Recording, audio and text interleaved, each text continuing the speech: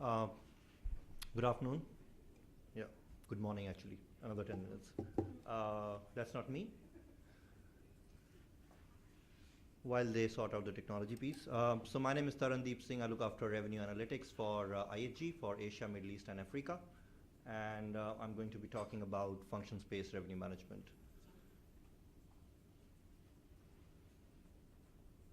Yeah, thank you.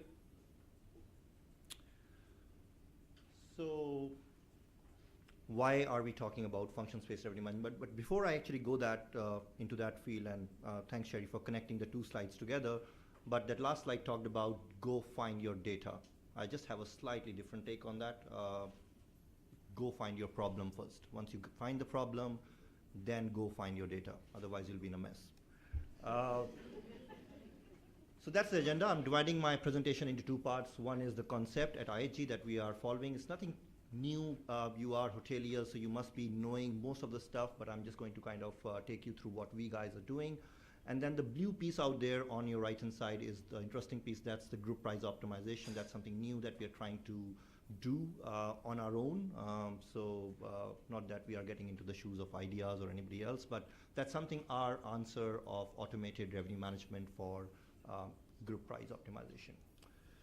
So why are we talking about it? I mean, we've been doing revenue management all this while, but why are we talking about it? We're talking about it because this lovely lady sitting over here in 2011 said that function space will have the highest likelihood of success outside traditional rooms revenue management.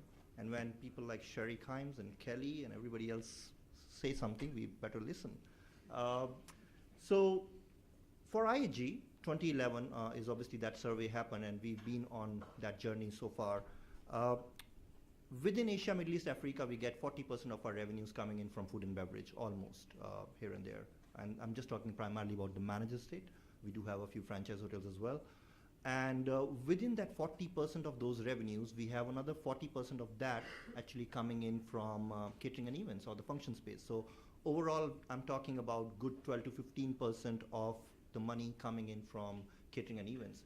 So if that's the amount of money that you're getting from the function space, you better be able to optimize that piece of business and do something about it. Also, for people, are you doing it or I'm doing it? So I will do it.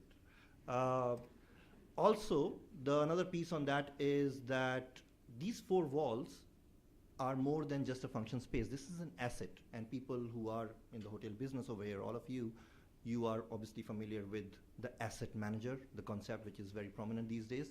So function space, treat that as an asset, and then it becomes very, very imperative for you to actually take care of that piece of asset and optimize the revenue.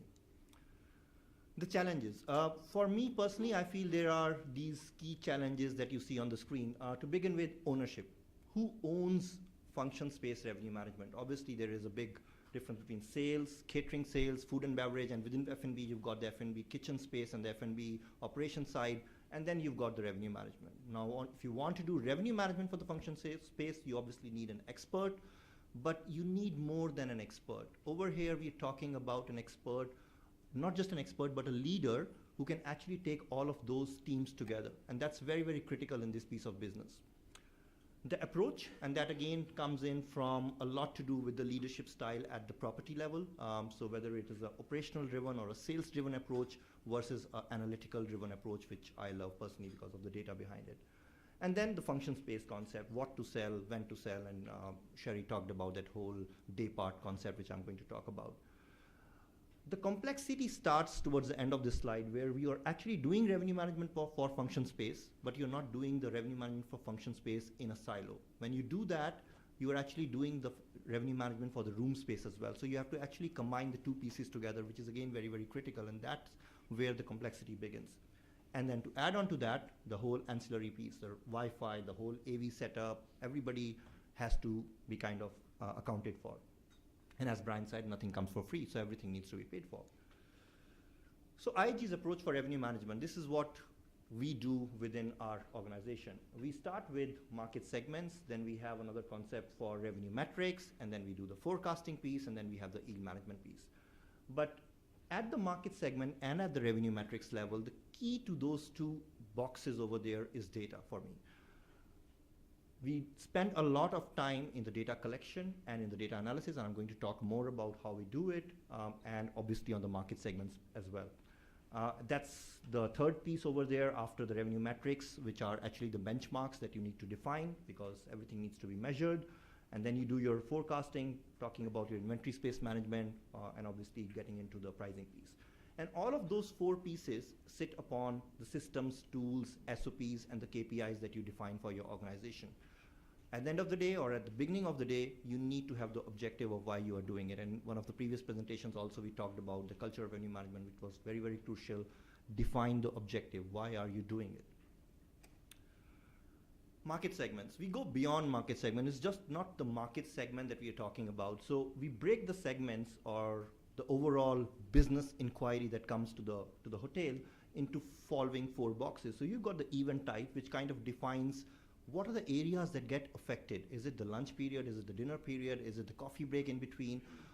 And it's very crucial because it can also decide on what are the departments which will get affected. So if it's a lunch meeting which is coming in, or if it's an evening meeting which is coming in, you can actually decide on how to kind of adjust your overall payroll structure for that entire day. And then you've got the booking class. So what is the core purpose of the business which is coming in? So is it a product launch? Is it a shareholders AGM meeting happening, or what kind of business that is? And then we have the market segment, which I'll again define, but these are the broader market segments to define what kind of business that is. And then booking type, whether it's residential or non-residential. So over here, we are more of a non-residential conference. Some of the guests might be staying in the hotel over here, but that does not mean it's a residential conference because they are just a small percentage out of the total business. Talking about segmentation in detail now, generally, and this is not just hotel, this is true for any other business, these are the four areas of how you actually do segmentation. You've got the demographic piece, the psychographic piece, the geographic piece, and the behavioral piece. At the property level, you can primarily focus on the geographic and the behavioral piece. Now, why do I say so? Reason is, imagine an inquiry coming in at the hotel. Tring, tring, and the business comes in, you ask about general business, and then you say, sorry, sir, can you give me your age, sex, salary? Sorry, that's not going to work. So, and obviously there are privacy laws which exist in the various countries, so that kind of further complicates the overall situation. So at the property level, you are focusing on the geographic and the behavioral aspects, and that's very easy to get because you're looking at where the person is calling from, what kind of business it is, what can be the usage pattern, what is the kind of space that he's looking at, whether he's looking at lunch or dinner or how many days and stuff like that. The areas on the top, demographic and psychographic, are again very, very important. It's not that you can't ask those questions. You can still ask those questions, but you can do it in a very different way. So you can do internal or external surveys with the consumers where you don't need to necessarily ask the name of the consumer. So that is taken care of by the corporate teams and the brand teams. And that data is important because that still helps the organization overall to decide the overall strategy that they want to take up for the company. That's the market segmentation that we do in IHG. So that's the group piece. We broadly divide it into the meetings and the leisure space. Meetings are further divided into corporate, association, trade fairs or exhibitions, and then you've got the government or the military groups and incentives. And within the leisure space, you've got the leisure groups, the general wholesale groups. If it's more than 10, we call them the leisure groups. And then you've got the tour series, which is your regular series business, which is coming in time and again. All of these major market segments are then mapped with Delphi, which is one of the systems that we use. And within Delphi, we then try to do a lot of minor segmentation as well. So within leisure groups, somebody might be wondering, oh, I don't see weddings over here. So this is not, I'm not saying this is the best way of doing things or best way of doing the segmentation. If weddings is a core business for your organization, you might want to put weddings over there and might want to take out the government military. What I'm talking about is generally working for 250 hotels across Asia, Middle East, and Africa. Obviously, I don't want to have market segmentations which are specific to Middle East, specific to Asia Pacific, specific to India, because if I have that, then I will be sitting on a lot of data, and that will make a lot of noise, but no sense out of it. Revenue metrics. So what gets measured, gets managed, and obviously gets done. So that's, again, very, very crucial for our business to define the revenue metrics. You all are aware about the average rate, RevPAR, occupancy percentage, the way we do the rooms piece of business, and I'm sure most of you are also aware about how we do that in the function space as well. But Sherry talked about the day part, and that's how the day part concept really works. So you're sitting in a function space, you're actually taking the space from morning till evening, and the space is actually vacant to be sold again in the evening, right? They can actually take up a new reception, and that's why in any case the bar is getting shut at 5 o'clock, so we have to make sure that we are out by 5 o'clock, and then they can get ready for the evening function. So that's how the day part concept work, and that's important because this will be very, very crucial in how we define the KPIs. So we've got the occupancy, then we have the revenue per available space time, we've got the revenue per occupied space time, and this is very much similar to how you look at the occupancy percentage, RevPAR and ADR within the room space. Getting into the formulas, so total occupied space and divided by total available space, but the difference is square meters, square feet, whatever you want to put in, but by day parts. That's again very, very important. Rev post, again total revenue by occupied space, again by day parts, and then finally rev past, which is your total revenue divided by total available space, again by day parts, very crucial. Search on Google, this is available everywhere, very easy to kind of embed it into your organization. Nothing new that we're doing at IHG. So quick calculator, this is how your rooms KPIs look like, and one click and it all turns into green, but that green area is actually your the KPIs related to the function space. So that's how it kind of works. Considering the fact that you've got a common numerator, all of those KPIs are actually related to each other. So you divide rev pass by rev post, you can get the space utilization, or you divide rev pass by space utilization, you can get the rev post. And if you are in a hotel company where you think about profitability and you are available and you are aware about the concept of GoPar, then I would urge you to take that KPI to the next level. Now, Pro Post or Pro Pass, which is profit per occupied space time and profit per available space time, is nothing different, but you change the revenue figure by the profitability figure. But easier said than done, because that's the biggest challenge in any organization. To calculate that profitability, you need to make sure that your costings are absolutely right at the property level. You need to be aware about your variable costs, your fixed costs, your food costs at the property level. And once you have that information and insight, try and get into this space, because as I said, these 4 walls are more than the 4 walls. These are the assets, and you need to optimize the asset from a profitability point of view. Forecasting, 2 ways that we approach it. One is the short term and one is the long term. Short term is more focused on the pace of the data. So in the next 7 days, we are looking a lot at the pace data. And if somebody is calling me for 22nd of July, I might want to look at a lot of the historical data and understand whether it's a weekday, weekend, and stuff like that. So similar principles of rooms, but again, as I said, you do not have to look at just the function space. You also need to look at how many rooms are vacant and how many rooms are occupied. EAL management, finally, so you've got the 3 core areas to actually look at. So your occupied space, and as I said, again, mix of both function as well as rooms. The washing machine is obvious for the wash factor. So I couldn't get a better picture for that. So you need to look at your wash factors, your cancellations, and all of that stuff together. And then obviously the pickup, which is in the end. Similar concept as rooms, but as I said, just do not think function space, because the moment you look at function space, you lose out from the reason we are here. We are here to talk about total revenue management.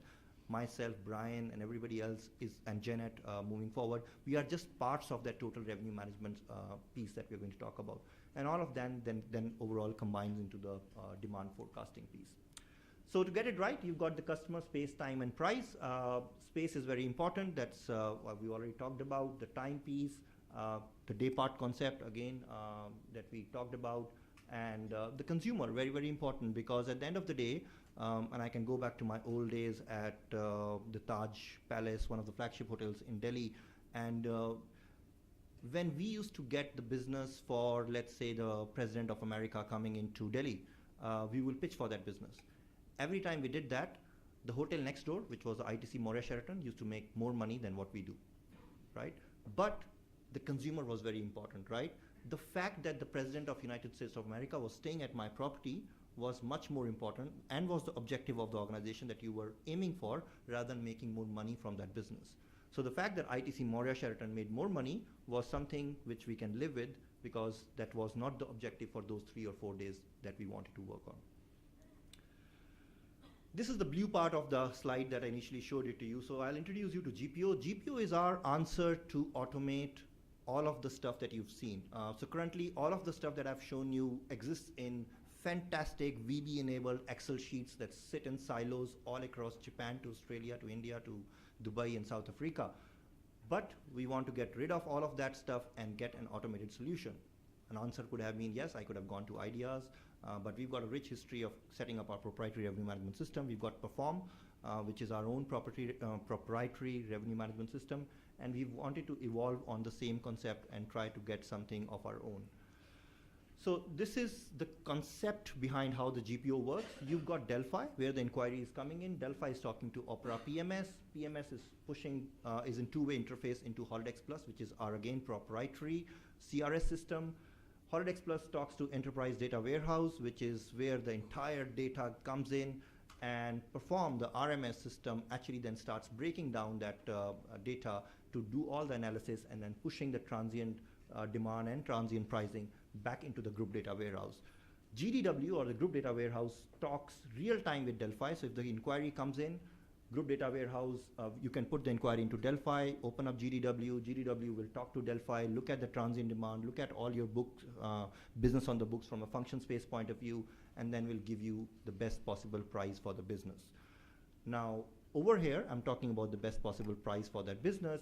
But what we really want to do is look at that whole profitability circle down below. So if in the GDW, if you enter all your costs in a very, very defined manner, you can actually end up getting a minimum acceptable rate, which will allow your sales and marketing person to be very happy to negotiate with the consumer at the end of the day. So that's how the whole GPO concept works. It's still in a pilot phase, I must say. We are testing it out with around close to 50 odd hotels in America right now, and we're trying to put up a few hotels in my region as well. And hopefully we will be able to embed it into the system and then take it to the next level of F&B revenue management as well. So that's for me. Thank you.